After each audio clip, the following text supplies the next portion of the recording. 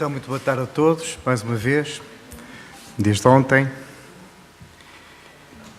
Queria começar por agradecer a todos os oradores que se dignaram a intervir nestas jornadas.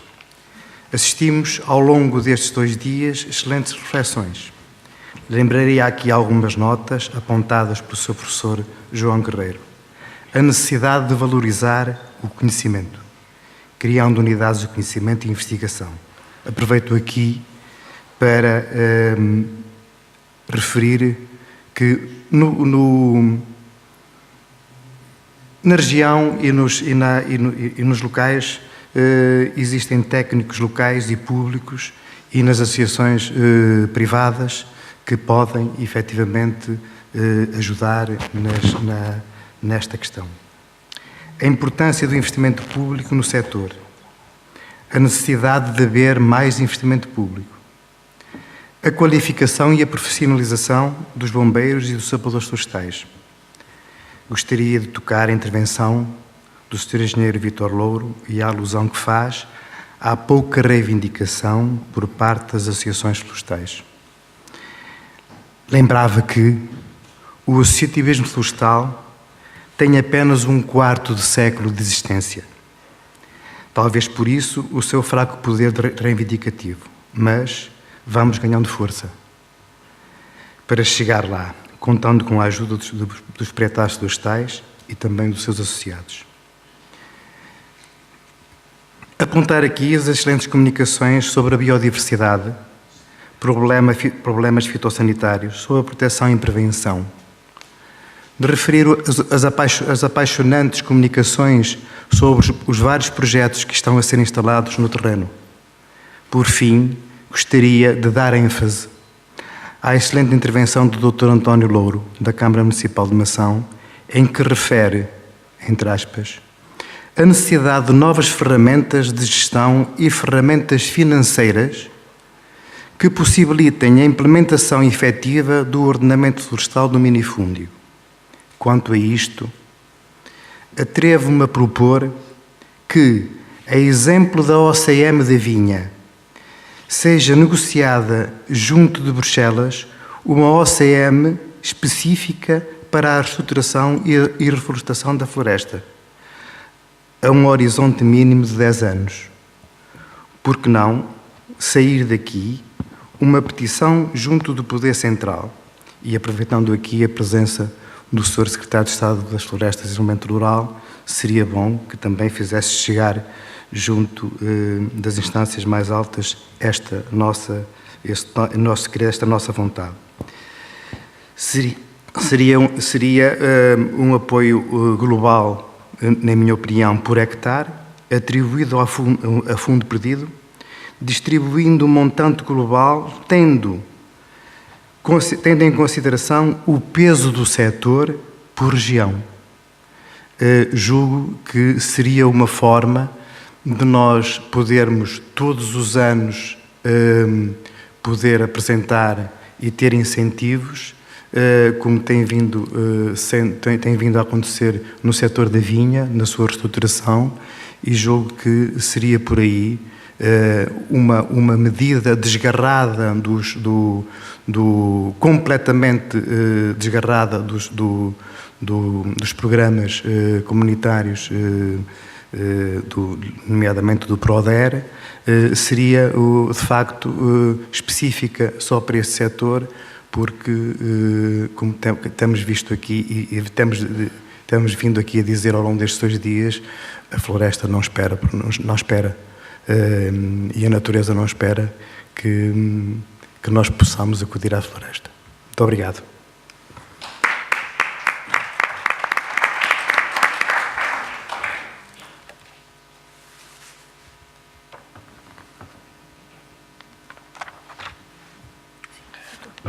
Não deram a palavra.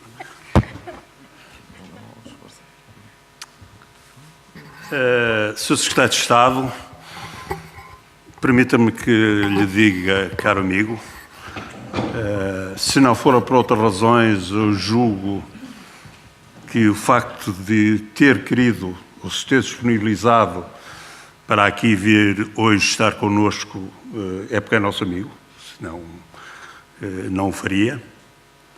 E, caros colegas de mesa, estamos quase chegados ao fim. Falta-nos aqui a sobremesa do meu lado esquerdo. Eu creio, estamos cansados e a nossa cabeça, eu acho que é um turbilhão de questões, de ideias, de coisas que temos que organizar.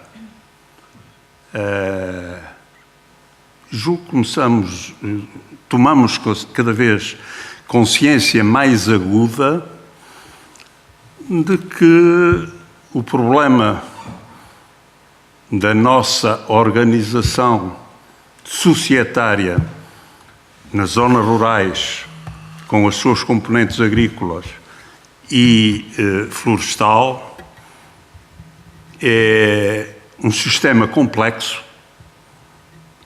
que temos de ser capazes, não digo de abordar em todas as suas componentes, porque nunca o seríamos, mas ser capaz de ter ideias suficientemente lúcidas para irmos abordando os vários problemas com alguma disciplina, no sentido de sermos eficientes na utilização de meios e eficazes na obtenção de resultados. Creio que tomamos cada vez mais consciência que o caminho é longo. Acho que me preciso dizer, Santiago ainda não está à vista. Tudo isto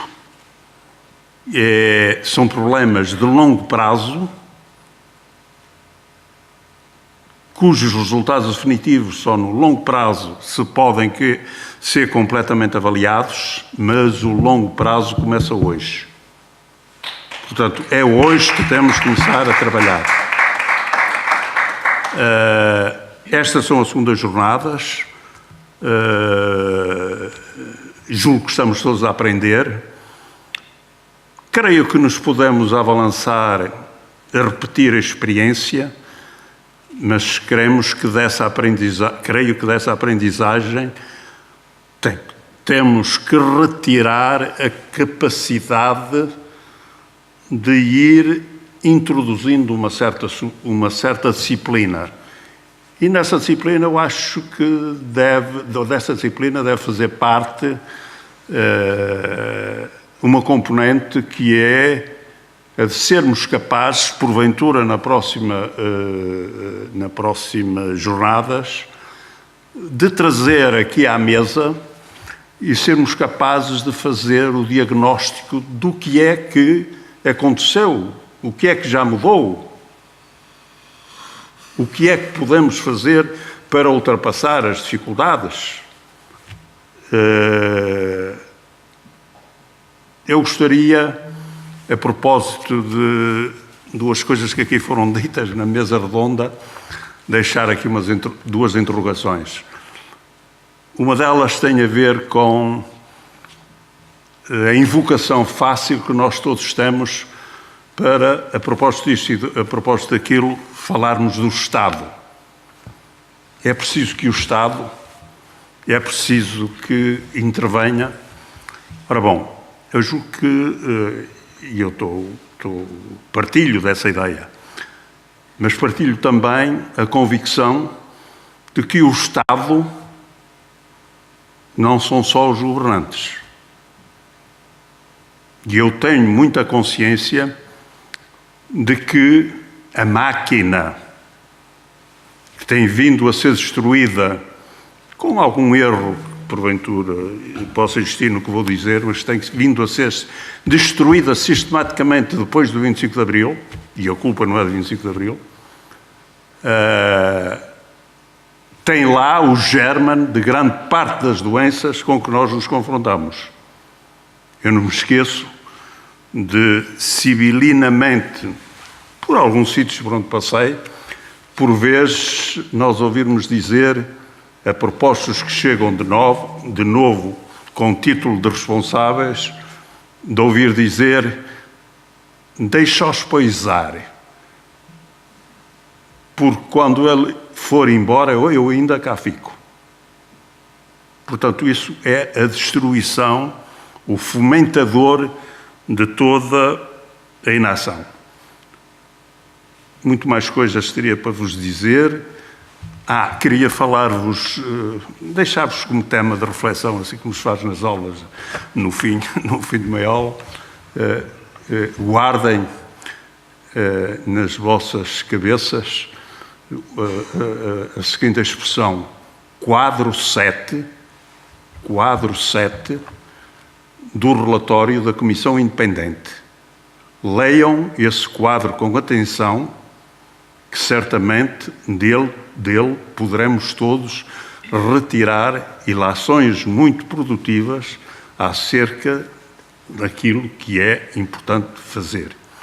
Finalmente, um agradecimento, em primeiro lugar, para todos os nossos convidados que aceitaram vir a estar aqui entre nós e ajudar-nos a refletir.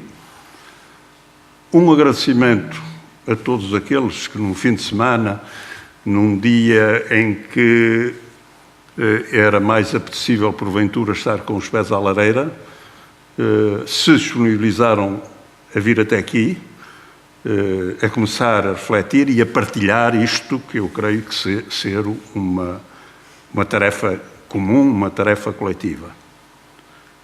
The last but not the least, como se costuma dizer, em último lugar, eu queria deixar aqui um agradecimento muito sincero a todo o apoio que recebemos dos nossos parceiros, mas em particular é uma avezinha que por aí andou a esvoaçar, que nós normalmente da qual quase que não nos demos conta, mas que eu julgo que não arriscar muito, que foi verdadeiro esteio nos resultados que obtivemos nestas jornadas. Essa é a vizinha, chama-se doutora Ana Pinto. Muito obrigado.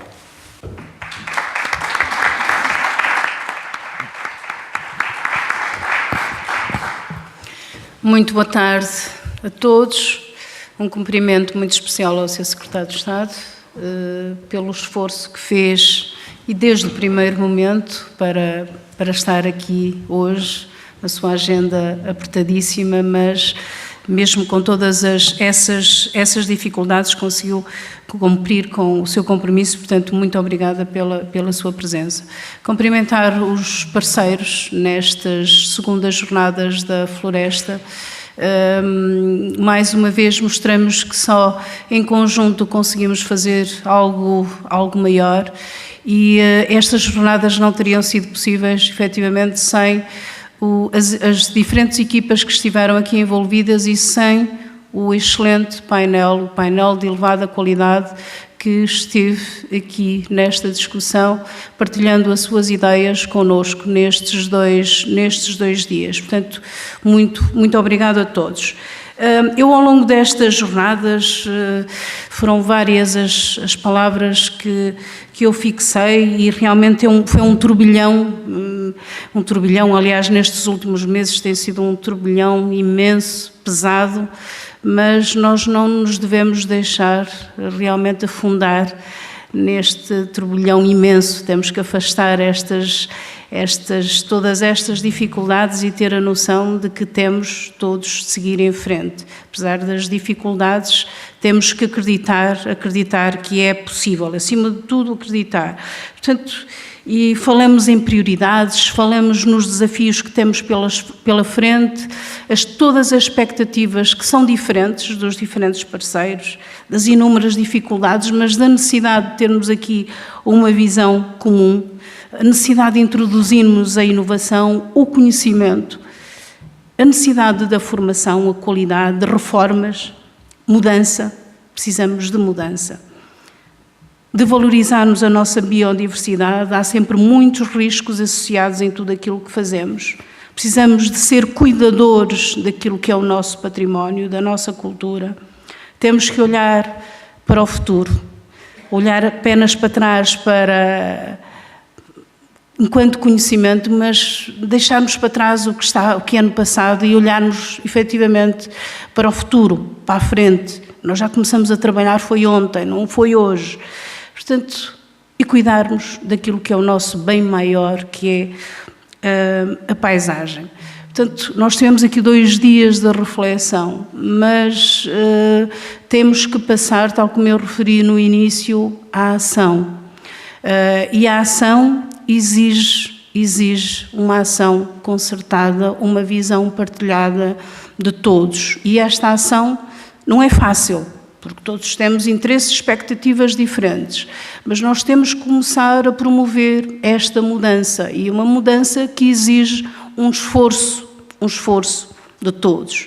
Não é só do município, não é só do governo, não é só das diferentes associações, é um esforço total de todos os parceiros. Portanto, e por muita vontade que tenhamos que o hoje seja já o resultado da ação de ontem, porque é necessário, não houve tempo para fazer essas mudanças e nós temos que ter essa consciência. Eu até posso estar a bater no governo a dizer que precisamos disto e que devíamos ter feito, mas não houve tempo. As mudanças precisam de tempo, precisam de maturação e nós também precisamos de tempo para criar hábitos diferentes. Hábitos, e os hábitos mudam-se com rotinas. Portanto, e nós vamos precisar de tempo para o fazer, mas temos que o fazer. Portanto, não nos podemos queixar da falta de legislação, porque há muita legislação. Precisamos é da ação, e a ação sem hesitação. Portanto, e tem que ser uma ação muito sólida, uma ação duradoura, porque se queremos mudar algo, portanto, ela tem que ser sustentável ao longo do tempo. E para construirmos esta nova floresta, como falamos e como eu tenho dito, uma floresta multidisciplinar, uma floresta inteligente, uma floresta que integre todas as dimensões de um território, seja social, seja cultural, ambiental e económica. Portanto, temos que fazer todo este exercício. Portanto, e esta vontade, este conhecimento, esta inovação e a formação vai exigir de todos nós uma predisposição mental, que depois que se vai traduzir numa predisposição de ação para todos juntos construirmos, eu não diria uma nova floresta, porque eu acho que um dos nossos grandes problemas, e perdoem-me dizer isto, eu acho que o nosso grande problema é termos todos uma visão muito parcial das coisas, muito setorial. E se nós queremos resolver o problema das cidades, temos que olhar para o interior. E se queremos resolver os problemas da floresta, temos que olhar para os territórios e para o território como um todo. E num território cabe tudo. Onde está a floresta e onde estão as pessoas que vivem nessa floresta. Portanto, e em Aroca, tal como eu referi no início, a floresta configura-se como um importantíssimo recurso natural e de dinamização económica. Mas é também um elemento que é marcante na paisagem e é um forte elemento identitário. Portanto, e tal como ao nível da mobilização nacional a que temos assistido em volta da floresta e que tem aqui igual expressão, o município tem se empenhado fortemente em cumprir aquilo que a lei exige, mas tendo a noção, Sr. Secretário de Estado, que aquilo que está a ser solicitado é materialmente impossível, mas iremos fazer tudo aquilo que, dentro das nossas competências, dentro daquilo que a lei exige e dentro daquilo que nos é possível fazer. Portanto, mas este é o tempo, efetivamente, de se promover uma nova visão e uma nova atitude em relação à floresta. E que, por um lado, permita, e eu vou repetir, a sua salvaguarda e, por outro lado, permite que lhe seja efetivo, que seja um efetivo motor de desenvolvimento económico, sustentável e de geração de riqueza. Portanto, é nossa intenção, enquanto município, fazer da floresta um verdadeiro motor de desenvolvimento económico e não apenas uma fonte de encargos e de ameaças à segurança das populações, com a implementação de novas atividades económicas relacionadas com a floresta ou com atividades tradicionais, mas incorporando inovação, incorporando conhecimento adaptadas à realidade de hoje.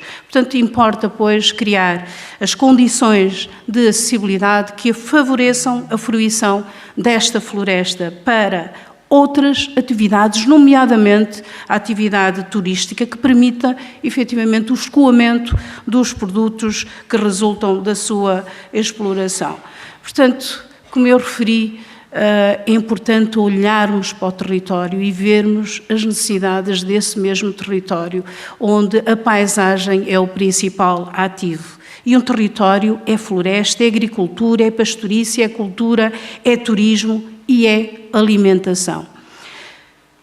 E por isso eu pedia ao Sr. Secretário de Estado, até porque o município, efetivamente, tem procurado, na sua abordagem muito própria e muito particular daquilo que considera ser a sua abordagem de desenvolvimento territorial, tem apostado na valorização dos seus recursos, na valorização da sua paisagem, envolvendo toda uma comunidade, tem procurado dar o exemplo na reflorestação, apesar de não ter conseguido que os seus projetos para a reflorestação fossem apoiados no âmbito do quadro atual, do quadro comunitário atual, e, portanto, é importante, se queremos também dar o exemplo enquanto município e para poder desenvolver e criar um corredor ecológico, para poder reflorestar o Parque de Santa Luzia com sobreiros, precisamos efetivamente de apoios e, portanto, precisávamos que no âmbito da reprogramação do PDR 2020 pudesse ser contemplado a possibilidade dos municípios poderem se candidatar a este, que é um exercício que é a nossa obrigação, mas para o qual não temos meios nem financeiros nem humanos para o executar. Portanto, é importante este apoio, não apenas só para as autarquias, mas para os privados. E lançava-lhe, por último, um desafio, e eu vejo com muita satisfação o envolvimento da comunidade e, às vezes, o envolvimento muito emotivo por parte da comunidade, que procura se expressar porque vive e sente a floresta como sua e que vive estas questões ambientais e de valorização da floresta. Portanto, eu precisava que o Sr. Secretário de Estado proporcionasse à Aroca, que tem procurado desempenhar aqui o seu papel na valorização dos seus recursos e temos sido um bom exemplo em como temos vindo a transformar as rochas, as pedras, os seus recursos em atrações turísticas, em atração turística, mas precisamos efetivamente de começar a pensar, e deixava-lhe aqui o repto de, em conjunto, e no âmbito do próximo quadro comunitário, até mesmo no âmbito da reprogramação deste quadro comunitário, lançarmos para a Aroca um projeto piloto que permitisse desenvolvermos aqui uma abordagem territorial que tivesse a floresta, uma floresta inteligente, uma floresta sustentável como eixo de intervenção, onde a valorização, a conservação, mas a dinamização económica e ambiental da floresta, mas, acima de tudo, o desenvolvimento rural em todas as suas dimensões estivessem interligadas, se cruzassem. E precisava do coração que esta visão multifacetada e integrada para o território viesse a ser uma realidade. E, portanto, propunha-lhe que nesta reformulação, para ser mais rápido nesta reprogramação do quadro comunitário, pudéssemos em conjunto preparar este projeto piloto que existe já para o Gerês, há noutros âmbitos também da reflorestação de outros municípios que foram abrangidos em áreas afetadas pelos incêndios, mas considerar Aroca, que está disponível para afetar o seu território, para avançarmos aqui com um projeto para mostrar o que devemos fazer, como mobilizar toda uma comunidade à volta de um território inteligente e um território sustentável e que revela a preocupação de toda uma comunidade que se quer envolver para deixar um território são, saudável e sustentável para as gerações futuras. Bem-aja a todos.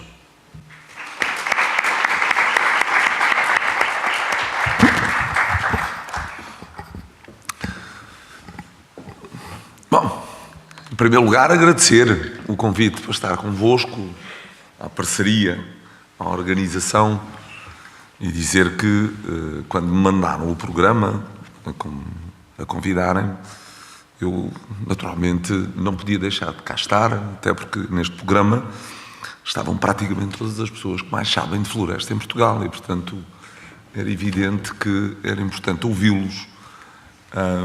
E tive a oportunidade de ouvir aqui a última parte da discussão e certamente algumas propostas que estamos a trabalhar, mas acima de tudo dizer que estou cá com muito prazer e que não fiz esforço nenhum.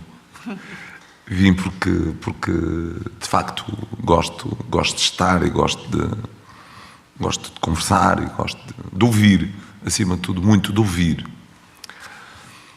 Dizer-vos que eu acho que nós estamos a viver um momento extraordinário, do ponto de vista extraordinário, no sentido mesmo, no sentido literal da palavra. Estamos a viver um momento extraordinário da floresta. É pena que esse momento extraordinário tenha nascido da tragédia. Mas é verdade também que julgo, que me lembro da minha geração. É a primeira vez que eu sinto verdadeiramente que o problema da floresta passou a ser um problema do país. Isto é, ao longo dos últimos 50 anos, que me lembro, isso não era assim. E, portanto, não querendo dizer que temos aqui uma oportunidade, porque o jogo da tragédia nunca nasce oportunidade, temos, acima de tudo, que perceber que, de facto, hoje podemos fazer diferente. Podemos fazer melhor. E aquilo que vai no espírito de quem tem alguma responsabilidade nesta matéria, como eu, é que passou praticamente em todas as intervenções que eu vi aqui, que é a necessidade de fazer rápido, mas de fazer bem. Isto é, de fazer rápido significa pensar o curto prazo, mas pensar também o médio e longo prazo. Isto é, não vale a pena estarmos a fazer rápido sem ter uma perspectiva de futuro. Portanto, isso é essencial, a perspectiva de futuro com que temos de trabalhar. Eu devo dizer que, quando cheguei a esta pasta, há 9 meses, fui confrontado com questões de emergência. E, perante essas questões de emergência, procurei sempre andar rápido, mas deixar mensagens claras relativamente ao futuro. Primeira, estabilização de emergência. Isto é, nós tivemos uma enorme severidade nos incêndios florestais deste ano e era preciso dizer ao país que nós não podemos continuar a perder recursos naturais, particularmente solo, e, naturalmente, não podemos continuar a permitir a contaminação das nossas águas após os incêndios e é preciso agir imediatamente. É verdade que a burocracia mata as ideias, mas é verdade também que podemos fazer coisas.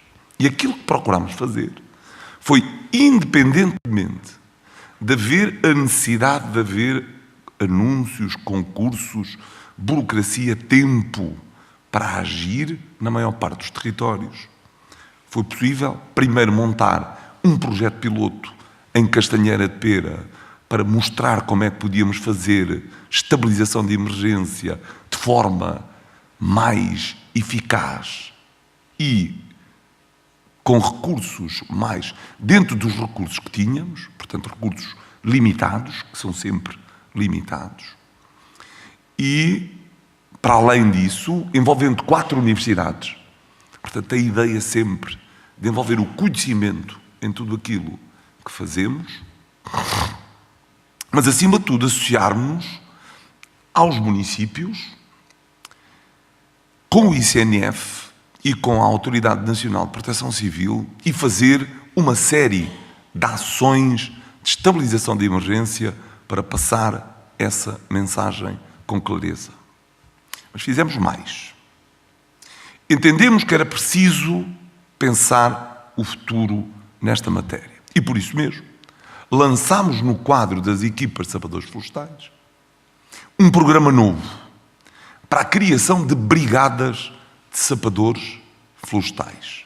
Brigadas de sapadores florestais significam 3 equipas de sapadores florestais com equipamento pesado, cujos grandes objetivos são, em primeiro lugar, abrir rede primária e manter rede primária de defesa da floresta contra incêndios. Em segundo lugar, fazer aquilo que se chama combate indireto e, em terceiro lugar, do meu ponto de vista, o mais importante, agir com rapidez na estabilização de emergência. Isto é, não apenas passamos uma mensagem, como vamos criar um corpo especial no âmbito das comunidades intermunicipais para fazer a estabilização de emergência de imediato, logo quando temos o problema. E, portanto, primeira mensagem, a mensagem de que os recursos naturais são escassos e que nós não podemos esperar 9 meses para agir quando temos um fogo. Precisamos, nos sítios de maior severidade, nas encostas mais suscetíveis à erosão, agir de imediato. Primeira mensagem. A segunda mensagem tem a ver com o mercado. Isto é, qual era o outro grande problema para o qual nós estávamos confrontados? A ideia de que havia e há muita madeira no terreno, queimada, e era preciso criar parques de madeira. E podíamos ter feito da forma como muitos nos sugeriram, que era o Estado criar parques de madeiras. Tentámos passar uma mensagem diferente. Tentámos dizer à indústria que a indústria tem responsabilidades naquilo que diz respeito à floresta.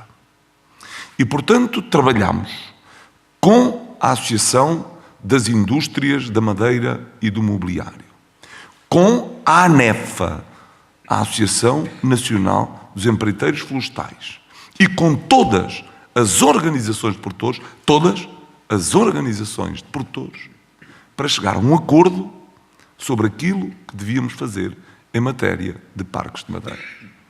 Dando um sinal claro que o preço é um elemento essencial para a floresta. Isto é, rentabilizar a floresta, dar rentabilidade à floresta, é essencial para o futuro. E, portanto, 2 mensagens aqui. A primeira, a necessidade de envolver a indústria diretamente nos problemas da floresta, para que a floresta não seja para a indústria apenas algo extrativo, seja também projeto. E, por outro lado, fazer com que se perceba que o preço é um elemento essencial. E, por isso, com estes parques de madeiras, garantimos um preço mínimo ao qual o Estado acrescentou um valor para apoiar essa madeira, com o objetivo, claro, numa primeira fase, de retirarmos toda a boa madeira de serração de pinho do terreno. E, portanto, 2 mensagens que procuramos passar. Depois temos as questões, essencialmente, não de emergência, mas de curto prazo. E, nas mensagens do curto prazo, o que procuramos fazer, o que estamos a trabalhar, é no domínio da prevenção florestal. E no domínio da prevenção florestal, estamos a trabalhar com uma visão que é a visão de que a gestão de combustível tem que ser uma gestão integrada.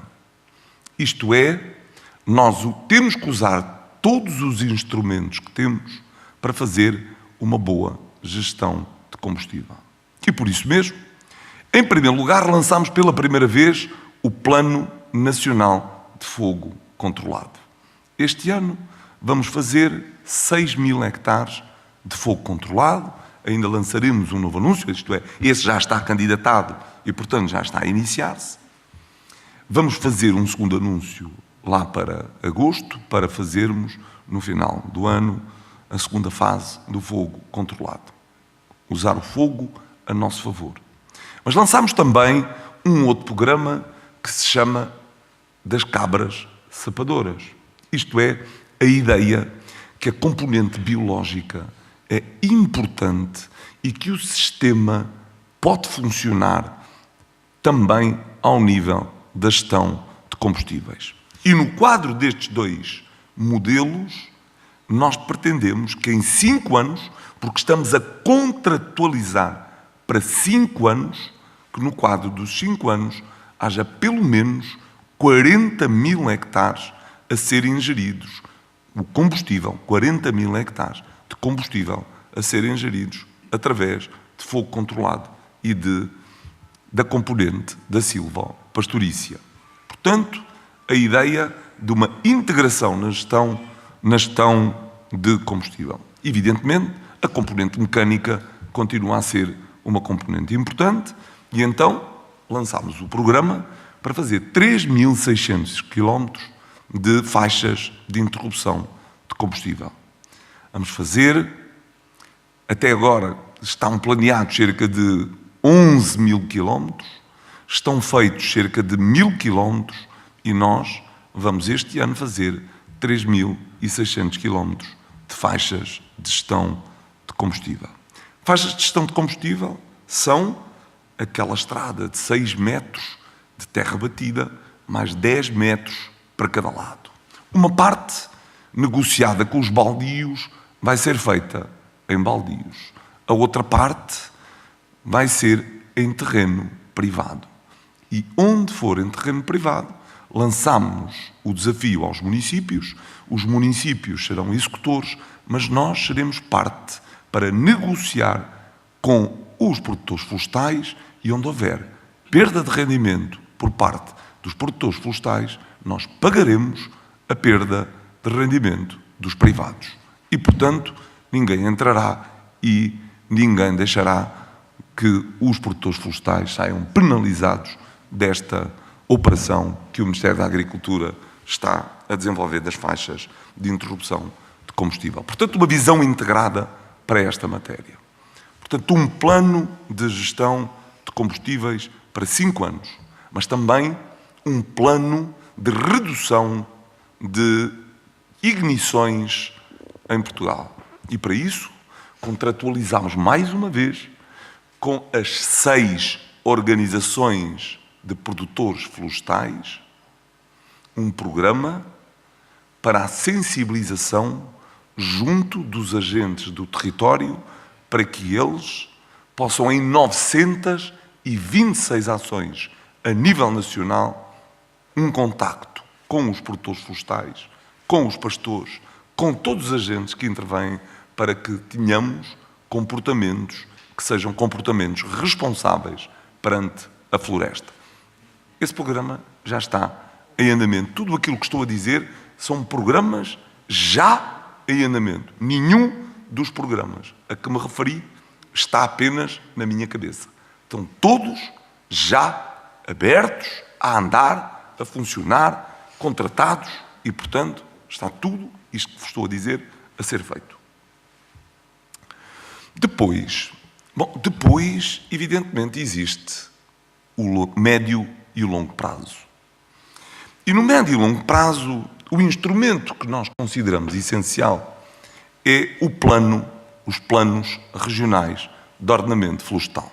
Isto é, nós temos de ter planos regionais de ordenamento florestal que nos digam qual é a vocação que existe do ponto florestal em cada um dos territórios para podermos avançar. Esses planos estão a andar, os primeiros do Alentejo e Lisboa de Valtejo já estão fechados, já foi a consulta pública, já foi feita a discussão, já recebemos todos os contributos, estão fechados e, portanto, estamos a passar à fase de redação final, que será harmonizada por uma equipa, porque foram feitos 7, cada uma foi feita por uma equipa diferente. Há necessidade de harmonizar, foi criada agora uma equipa de redação para harmonizar todos os planos regionais de ordenamento florestal. Os segundos, Norte Litoral e Norte Interior, estão neste momento em discussão pública. Exatamente neste momento, até dia 16 de abril, estão os 2 PROFs em discussão pública. Irei fazer uma reunião no dia 11 em Ponte Lima para discutir o Norte Litoral e uma reunião em Chaves para discutir o Norte Interior. E, portanto, processos que estão a avançar e que em julho estarão todos terminados e nós teremos os planos regionais de ordenamento florestal. Com isso, vamos passar à fase de transposição dos PROF para os PDM. Porque, como sabem, só tem eficácia quando são transpostos para o instrumento municipal. E também aí queremos fazer diferente. E por isso mesmo criámos junto das comunidades intermunicipais, as 21 comunidades intermunicipais, os gabinetes técnicos intermunicipais, no sentido de que a transposição dos PROF para os PDM seja feita não na perspectiva municipal, mas na perspectiva intermunicipal. Porque a floresta não tem fronteiras administrativas no município e, portanto, é fundamental que haja essa transposição na lógica das chamadas unidades de planeamento e gestão florestal, que será a primeira grande missão que esses gabinetes técnicos intermunicipais vão ter que fazer. E, portanto, gabinetes técnicos intermunicipais para fazerem transposição dos PROF para os PDM, para nos ajudarem a definir uma rede de defesa da floresta contra incêndios mais consentânea com os recursos que temos disponíveis e que seja também parceira do ICNF, nomeadamente no carregamento de uma plataforma que permita termos atualizada toda a informação no domínio dos planos municipais de defesa da floresta contra incêndios, dos planos de gestão florestal e, portanto, de tudo o que é e da execução daquilo que é a rede primária de defesa da floresta contra incêndios. Portanto, trabalho também já assinado, contratualizado, já feito. Portanto, a avançar. Portanto, os planos regionais de ordenamento florestal, transposição para os PDM como ideia, a primeira ideia-chave. A segunda ideia-chave tem a ver com as questões relacionadas com a defesa da floresta contra incêndios. E aí também estamos a fazer diferente. O Tiago esteve aqui. Não esteve. Estava para estar, mas pronto, mas eu posso dizer-vos o que estamos a fazer. Também aí o que estamos a fazer é, em primeiro lugar,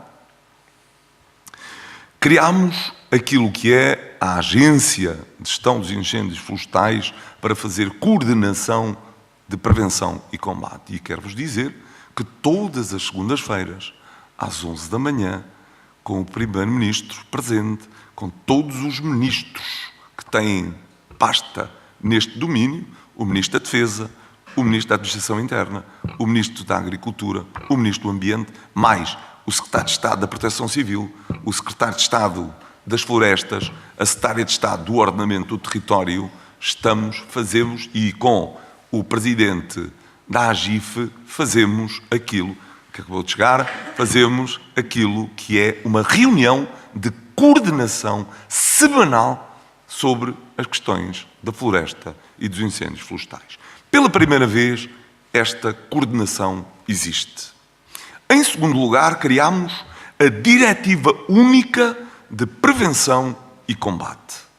Essa Diretiva Única, pela primeira vez, diz o que é que cada um faz e qual é a missão de cada um dos agentes no domínio, quer da prevenção, quer do combate. Lembram-se que havia a Diretiva Operacional de Combate. Não havia nada similar do ponto de vista da prevenção. Neste momento, existe uma diretiva única que faz aquilo que é a articulação entre a prevenção e o combate. Elemento essencial para aquilo que pretendemos fazer. Terceiro ponto.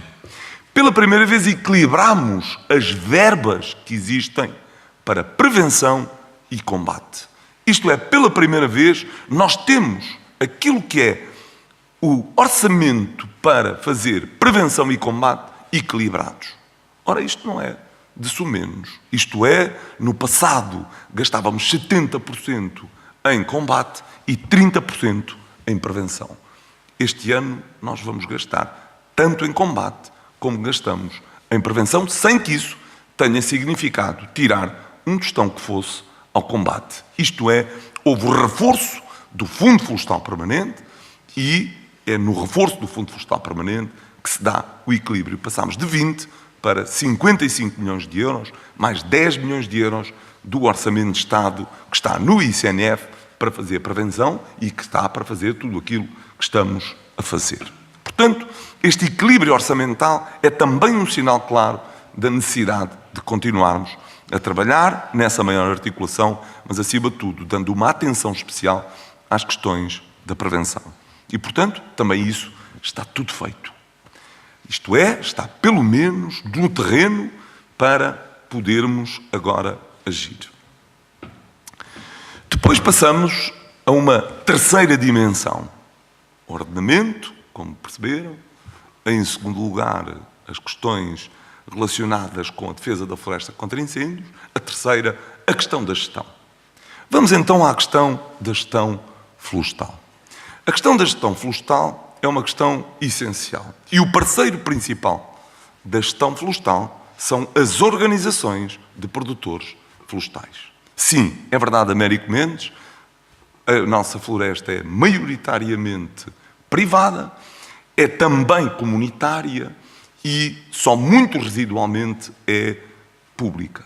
E, portanto, nós estamos a trabalhar nos contratos-programa para dar estabilidade às organizações de produtores florestais, isto é, para trabalhar também para contratos-programa a 5 anos.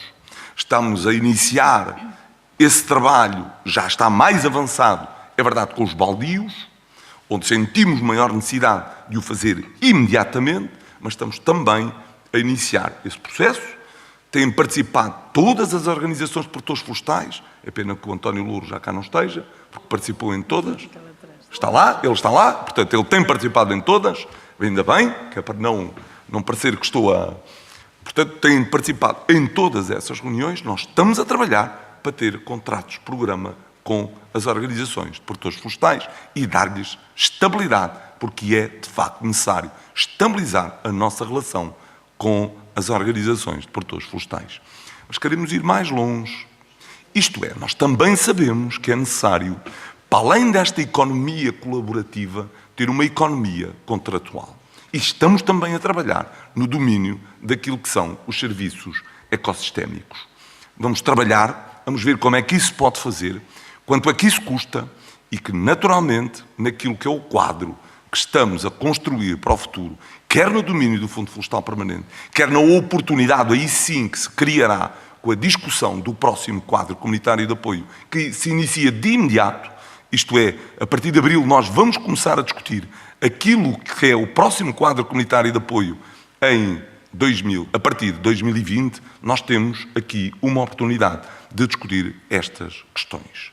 E, portanto, essa é uma questão que está na ordem do dia. Isto é uma questão da qual nós não abdicaremos e faremos tudo para que o próximo quadro e o Fundo Florestal Permanente tenha elementos para podermos contribuir, já agora também o Fundo de Carbono, ou o Fundo de Ambiente, se quiserem.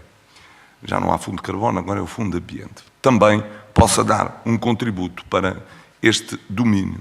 Mas quero-vos dizer que na minha cabeça não é apenas o Estado que tem que pagar os serviços ecossistémicos à floresta.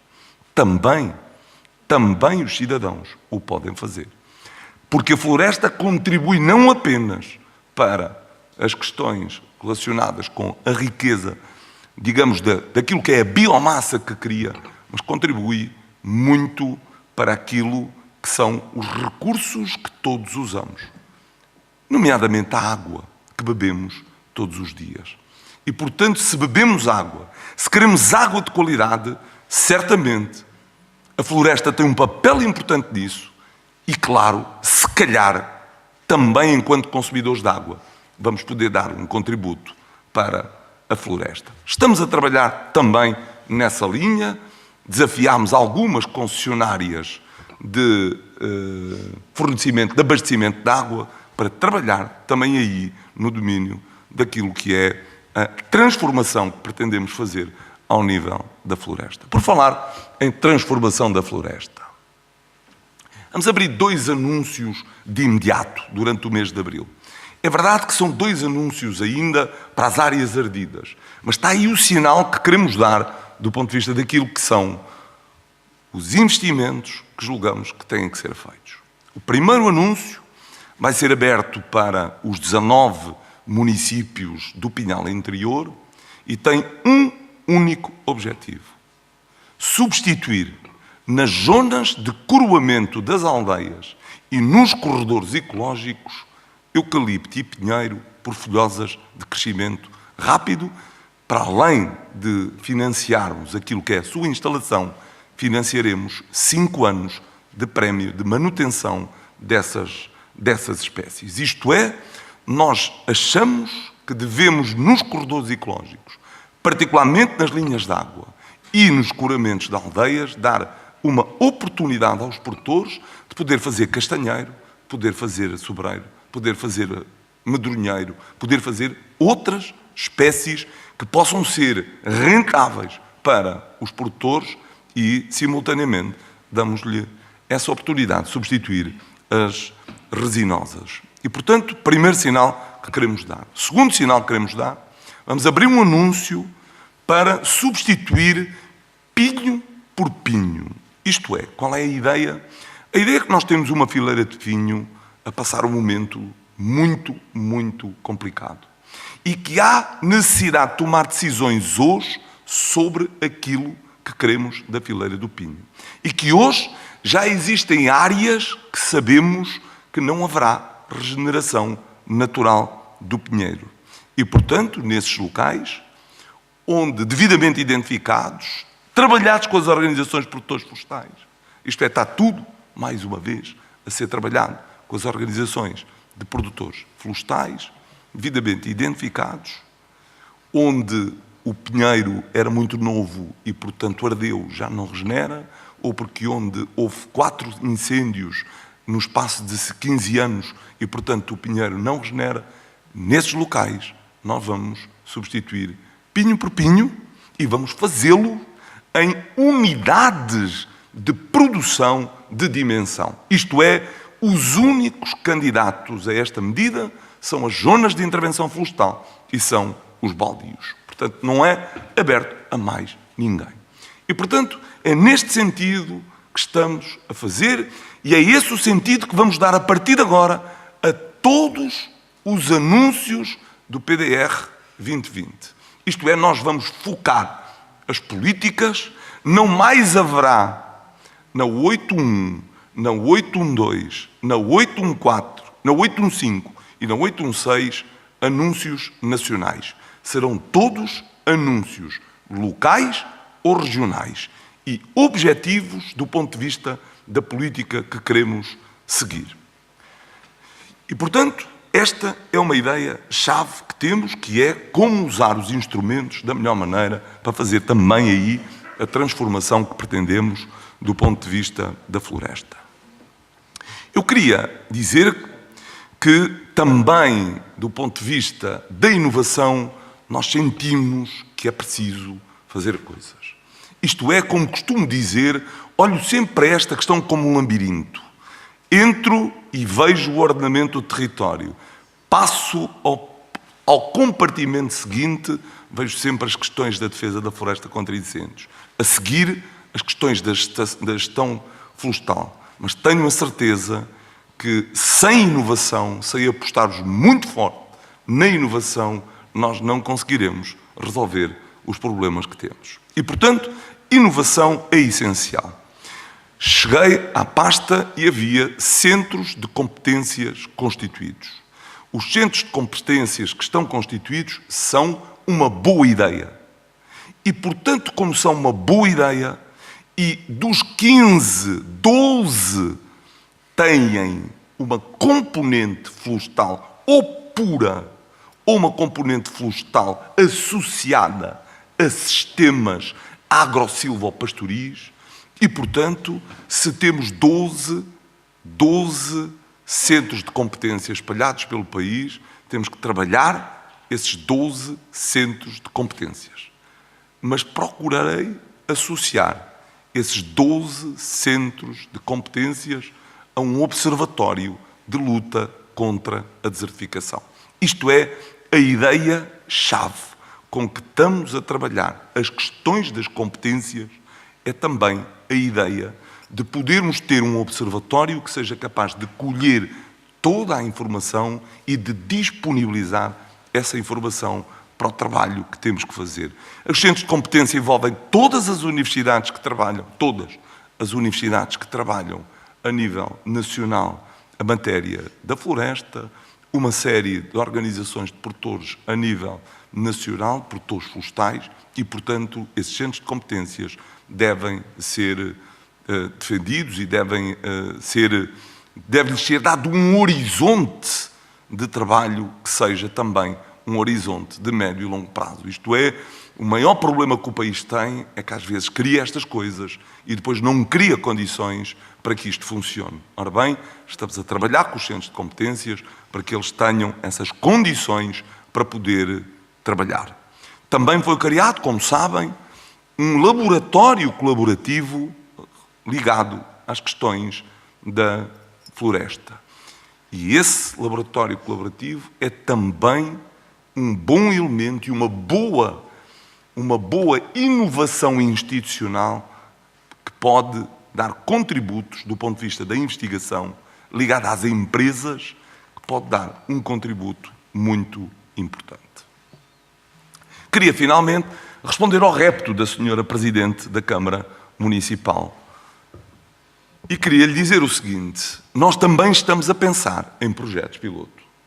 E o primeiro projeto piloto foi assinado ontem. Foi um projeto piloto assinado para a Mata do Bussaco. A Mata do Bussaco é uma pérola em Portugal. E, portanto, precisa de ser protegida. E para ser protegida, ela precisa, acima de tudo, para além de uma ação interior dentro do Bussaco, de uma ação conjunta por parte dos 3 municípios, o município de Mortágua, o município de Abialhada e o município de Penacova.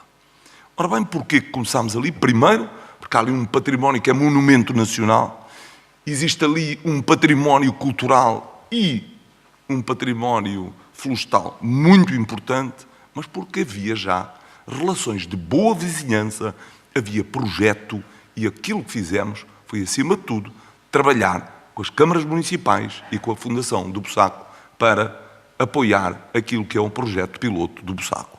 Vamos lá, durante 3 anos, colocar 600 mil euros para este projeto piloto e julgamos que o caminho que queremos fazer passa por aqui. Aquele projeto é replicável. E é replicável em muitos sítios do país. Um dos primeiros sítios onde aquilo é replicável, na Serra do Porto, que é muito próximo aqui de Aroca. Mas, evidentemente, os geoparques não estão fora das nossas ideias. E, portanto, vamos trabalhar, estamos disponíveis, evidentemente, para ouvir, para perceber esse sentido de vizinhança, dizer que o nosso grande objetivo, neste caso, é, em primeiro lugar, fazer associar municípios, isto é, que as ideias sejam corporizadas por associações de municípios. A associação de município não tem que ser formal. Isto é, não é preciso haver uma associação de municípios formal. No caso do Bussaco, não há uma associação de municípios formal. O que há é 3 municípios com vontade de fazer a mesma coisa. E, portanto, é preciso que haja municípios com vontade de fazer, que estejam associados às organizações de produtores florestais ou às empresas. No caso do Bussaco, as empresas ligadas ao setor das celuloses, que é a principal área à volta do Bussaco, é eucalipto, estão associadas ao projeto, é preciso associá-las, insisto, é permanentemente preciso chamar a indústria à gestão florestal, é preciso que eles contribuam para que, de facto, a floresta seja uma melhor floresta, não apenas para os produtores florestais, mas também para a indústria florestal. É nesse sentido, e sempre nesse sentido, de cooperação, de novas formas institucionais de trabalhar, de fazermos inovação organizacional, que nós queremos estimular os chamados projetos piloto. E, portanto, Sra. Presidente, na nossa parte existe toda a abertura para ouvir a proposta da Câmara Municipal de Aroca em torno do geoparque, deste geoparque, que é certamente um geoparque fantástico e que tem os passadiços que o Sr. Secretário de Estado da Proteção Civil muito me fala e que um dia destes temos que vir os dois dar uma volta por ele e, portanto, de facto, essa ideia de projeto piloto está na nossa... Não é a mesma ideia do projeto piloto que está no Gerês e que está a ser replicado em parques naturais. A nossa componente, a componente florestal, acima de tudo, está virada para as serras, para o património cultural e paisagístico e para as questões relacionadas com os geoparques. Era isto, no fundo, que vos queria transmitir. A ideia de que nós estamos a fazer agora. Interrogo-me sempre se estamos a fazer bem e, portanto, fiquem descansados, porque dentro da Secretaria de Estado das Florestas, todos os dias, quando fazemos alguma coisa, quando tomamos alguma decisão, não é apenas para fazer, é sempre a pensar que estamos a fazer bem. Às vezes erramos, sim, é verdade, mas muitas vezes também vos quero dizer que é preciso errar para aprender. E, portanto, agora não nos deixaremos ficar parados, sempre no sentido de que parados, certamente, não resolvemos o problema.